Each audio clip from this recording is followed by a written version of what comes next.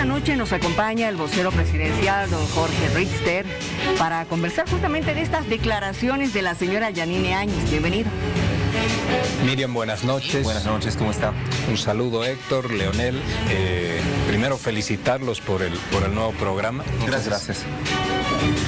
La entrevista de la señora Áñez no aporta absolutamente ningún dato nuevo, ni siquiera de la forma explicativa que la pudiera eximir de alguna responsabilidad.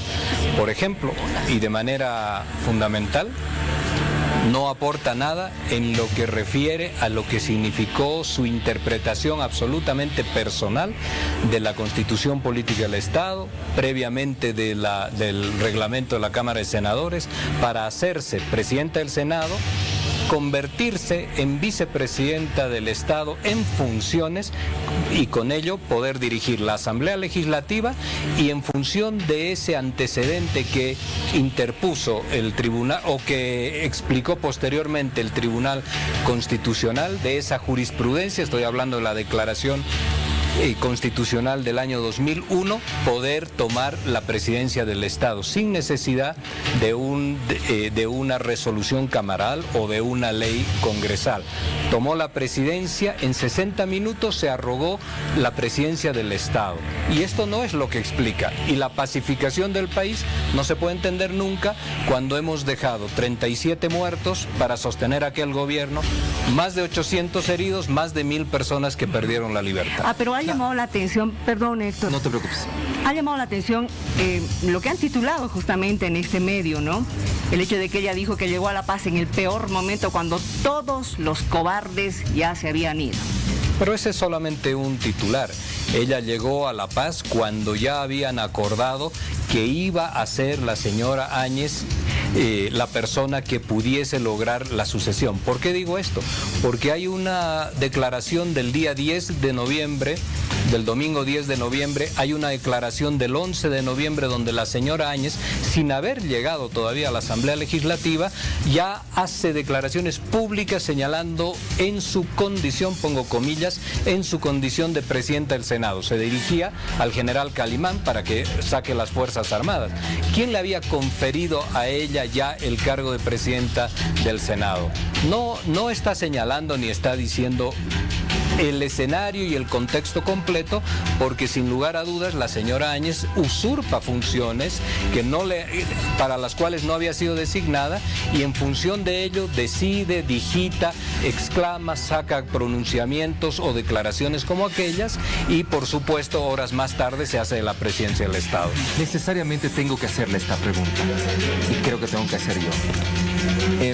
¿Fue o no fue constitucional la sucesión de Yanine Áñez? Yo tuve una respuesta suya. Yo he señalado durante todo el año 2020 que ese fue un gobierno no constitucional.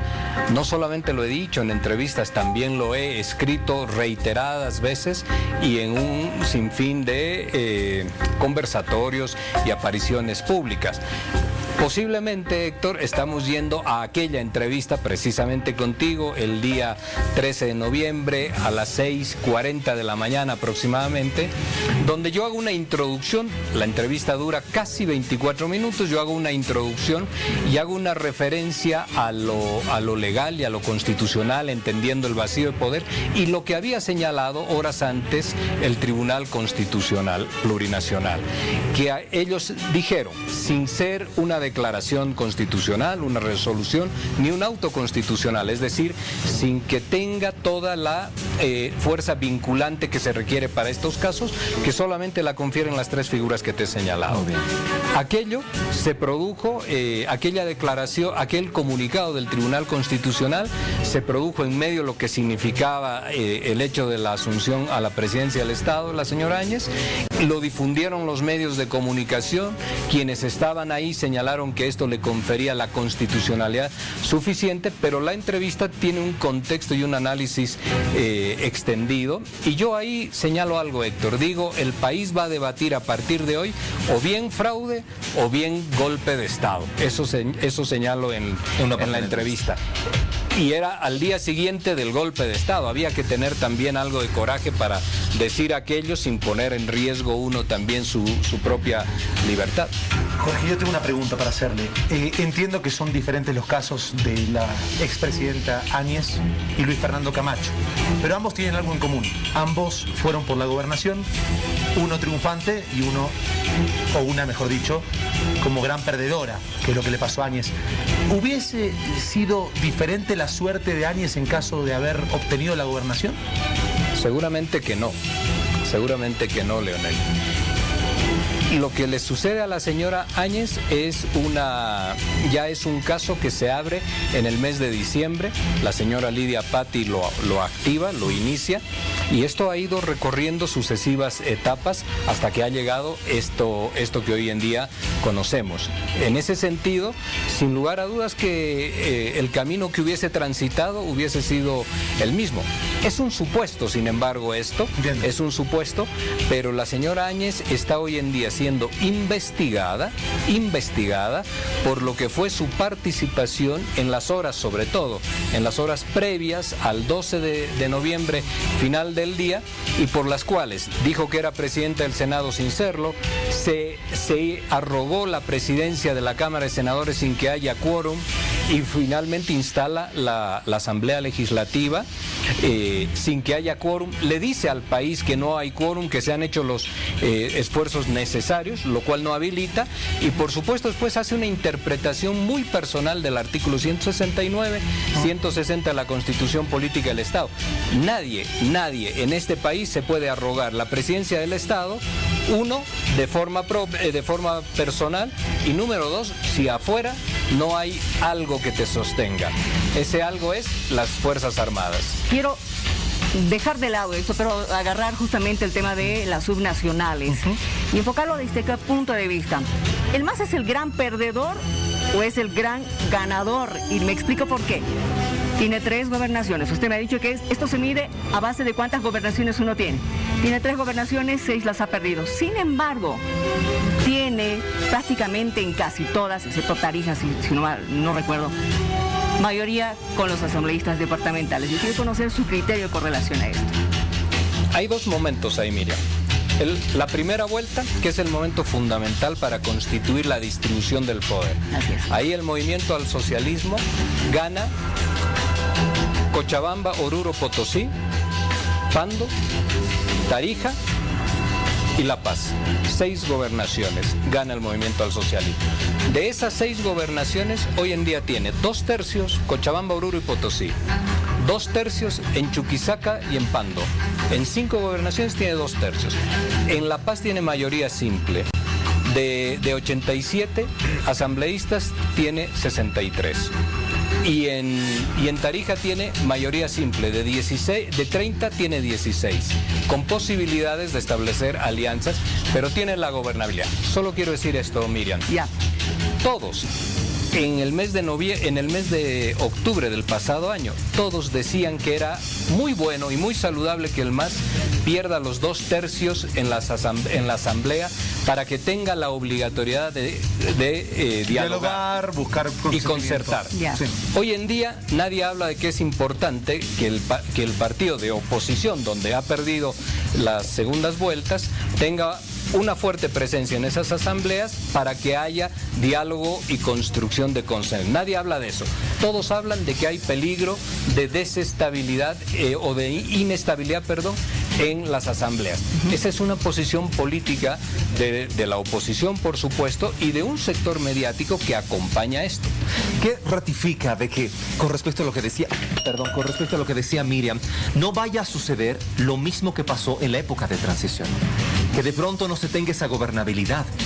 Yanine Áñez estaba por un lado en el Palacio y por otro lado estaba la Asamblea Legislativa. Pero hubo muchos impases, muchos problemas. Lo que dicen ahora los que han ganado las elecciones es que probablemente vayan a tener esa misma dificultad. ¿Esto realmente es viable? ¿No es viable? Cuando tú eres candidato, Héctor, y vas a una segunda vuelta donde ya sabes cuál es tu correlación de fuerzas, pues tienes que tener un criterio absolutamente convencido de que tienes que consensuar y de que tienes que negociar. Y en eso la oposición también tiene que hacer un ejercicio importante. No solamente es cuestión de desestabilizar, también es cuestión de encontrar consensos. No tienen la suficiente gobernabilidad. El señor Quispe en La Paz no tiene gobernabilidad propia. La tiene que poder conseguir con el movimiento al socialismo. Ese es un ejercicio democrático y lo tienen que saber hacer, por supuesto.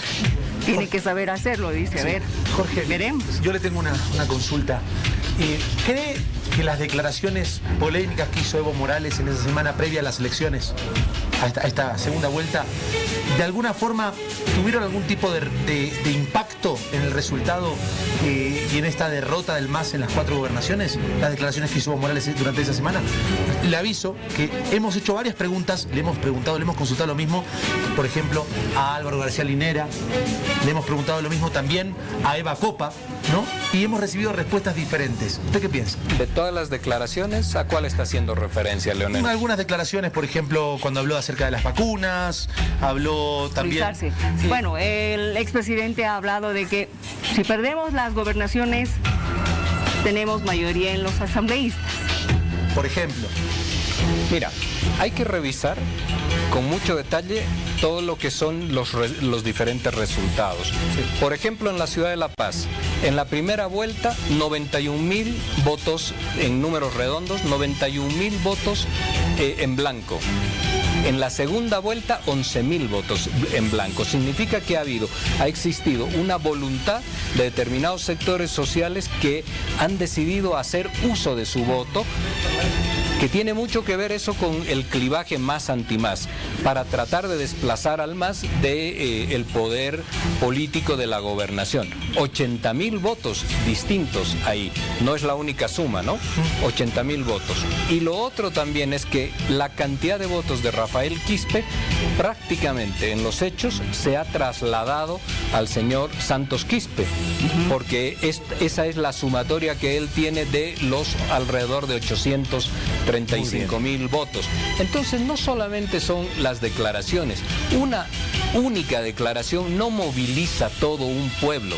Hay que mirar diferentes elementos para poder entender cuáles son las dinámicas electorales. Le agradecemos mucho, don Jorge Richter, por estar junto a nosotros, vocero presidencial, y explicarnos cuál es la situación por parte del gobierno.